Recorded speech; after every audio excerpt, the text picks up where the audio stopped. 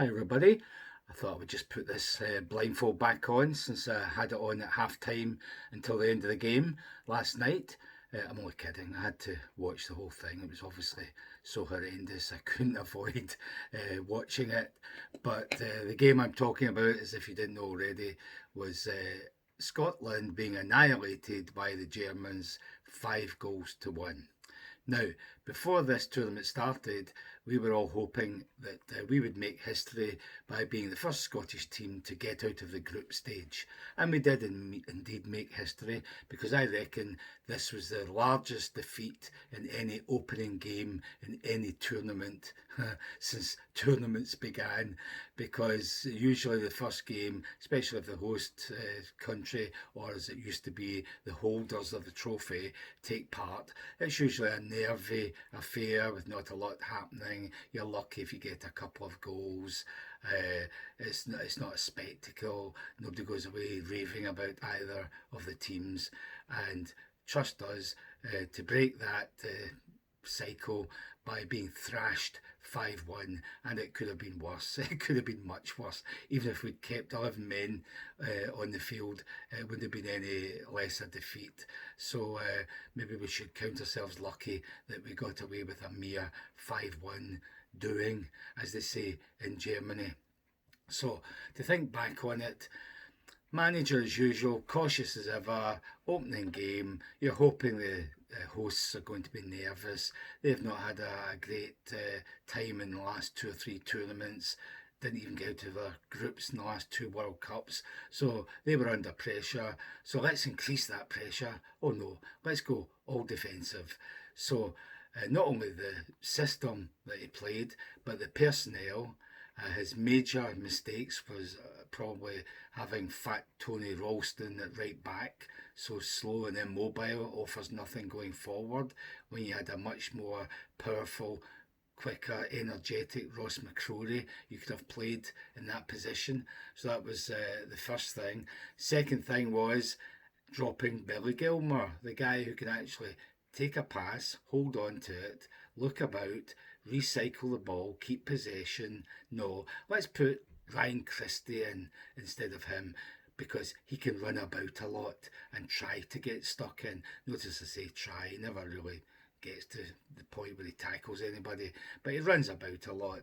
He's a poor finisher. His final ball's poor if he ever gets anywhere near the opposition area, which he didn't last night. So that was 2 bad blunders. And of course the other one was playing Shea Adams up front, a guy that doesn't really score goals. He's there mainly to run about as well and try and close down the opposition. And just like Christie, he was anonymous. He did very little of that. I think Shanklin came on with about 15 minutes to go. So absolutely pathetic in terms of the personnel and the way we played. And it was obviously from the first minutes how the game was going to go, because we could hardly keep on to the ball. They had all the possession from the back to the middle, getting forward into our dangerous areas, whereas we couldn't even pass the ball out of defence. So that's how it went the whole first half.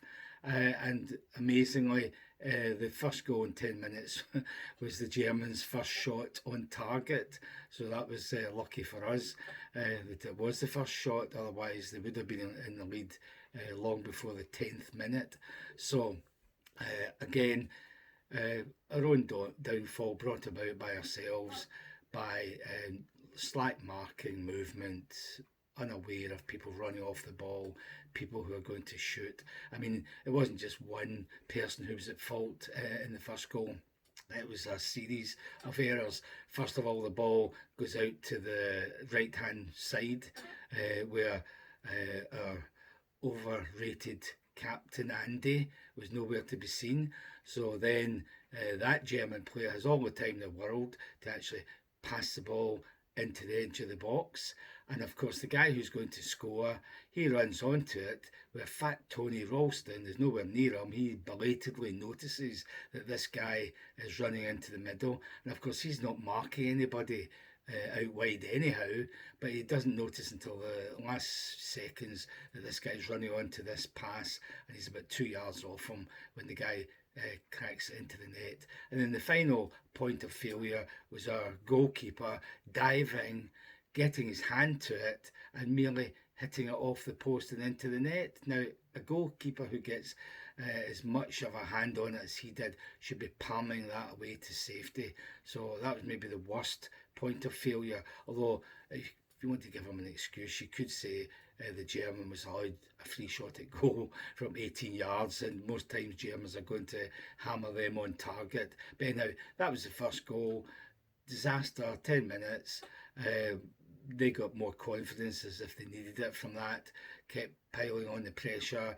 Wasn't long before the second goal came in, and of course that was another one where Callum McGregor couldn't stop the guy getting away from him in midfield.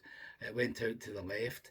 Eventually, when it came back into the edge of the box, the same guy who deluded McGregor about 30 yards back, he's there to get the ball, and again McGregor's beaten to it, and the guy slips past him and cracks it into the net. I don't suppose the goalkeeper had any chance that time, but it just shows you Celtic are duff in Europe because they play guys like McGregor and Ralston and think they're actually top class players, whereas they're not really, not when they come across real top class players.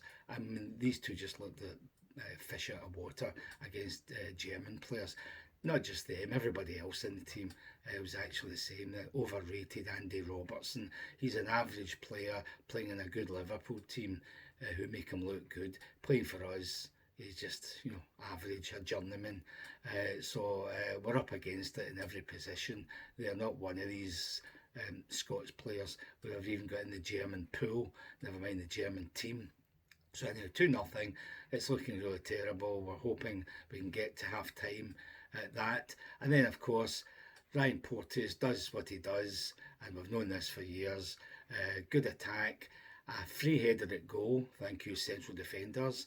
The goalkeeper actually palms it out, and the central defender found wanting. Apart from Porteous, he just has to block the attempted shot from Gundogan, but instead he dives in with 2 feet, catches him really badly. Not only does it go to VAR to see if it's a penalty, but to see if it's a red card, which it obviously is, because that's the kind of thing Ryan Porteous used to get away with at Hibs most of the time, unless it was really bad. So that's us, penalty kick. Obviously, it's scored by Havertz, who is a hopeless striker, but even he could put a penalty in. So 3-0 down to 10 men, half time, disaster. Let's just hope we can keep it low, we think. So a wonderful manager has to make a change, obviously. So he brings off the one striker, not that he did anything, he was anonymous, and brings on Grant Hanley, the big donkey. So I knew from that point things could only get worse. Playing with no strikers, just defenders and midfielders, hoping to keep the score down. We had a wee flurry for 5 minutes at the beginning where we actually booted the ball up the park and managed to make it look as if we could get near their goal, but it fizzled out, it didn't come to anything. And then for about the next 30 minutes, the whole game seemed to be played between our goal line and 30 yards out as the Germans just attacked, passed it about. We just sat back and defended desperately at times, and it was inevitable though the fourth goal would come, and it did when cross into the box. Hanley, instead of booting it away, I don't know what he was doing, it hit off his foot straight into the path of the guy who fired it into the net. 4-0. What else can I say about the rest of it? Shankland came on as a striker at last and made things look a wee bit better, not much really. And when our goal came, typical, it wasn't even scored by a Scotsman. Big McKenna, who was a sub, he did well just to shrug off the German defender who was fouling him. It was really a penalty if it hadn't come to anything, because he was wrestling with him. But he got his head on it, went into the middle of the box, and thank you, Rudiger, for heading it into your own net, although it probably just hit off your head. So 4-1, we would have taken that, but we couldn't even keep it at that. They score another, which the goalkeeper again got his hand to, but couldn't save. Still crept in at the near post.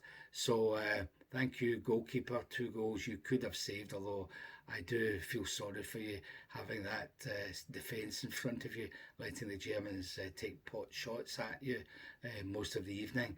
So that was another goal that could have been avoided. 5-1. We're glad the whistle went. I mean, 5-1. And how embarrassing was it that the Tartan Army were celebrating as if we'd won the cup when we scored that own goal? You'd have thought it was a real celebration, but that's how embarrassing it is. These people will accept anything as long as it's Scotland. Doesn't matter how bad we are. But I suppose they were drunk, and they'll get drunk later on as well if they weren't. So at least they had 2 minutes of celebration, trying to not think about the humiliation in front of the whole world. Opening game of a big tournament, and we play like that. Well, the point was we didn't actually play. We were so scared, we were so cautious that we hardly did anything. We hardly got into the other half of the park, never mind the final third. So bad was it. But that's typical of Steve Clarke. That's what he's built all his teams on. You would rather go out there and have a go at them, maybe make a few chances, give them a few frights, and then lose 5-0. Who cares if you've had a go and shown that you can actually play football? But we did the opposite. We looked like a team that never played together. Most of them were anonymous. The ones who weren't anonymous were just dreadful, like Porteous, obviously. And when you think about it, people like McTominay, big star, goal scorer through the tournament, the qualifiers for us, he was anonymous. I mean, I don't know if he was fit because he hadn't trained for a few days, so I don't think he was even fit, but the manager played him anyhow instead of Billy Gilmore. So McTominay was a disaster, so was McGregor. McGinn was very poor. Christie, as I said before, flatters to deceive. He's not a guy that should be a first pick in any Scottish game. No striker up front when you're playing Shea Adams, and as I say, until 15 minutes from the end, from second half, we didn't even have a striker on the park. It was Craig Levein, Mark II. No strikers, just defenders and midfielders hoping to keep the score low. Defence, Andy Robertson so overrated. Tierney wasn't as bad as most of them, I'd have thought. Henry, no, he didn't have a good game either. So you couldn't point to one player who actually played not even well, just competently. It was so bad.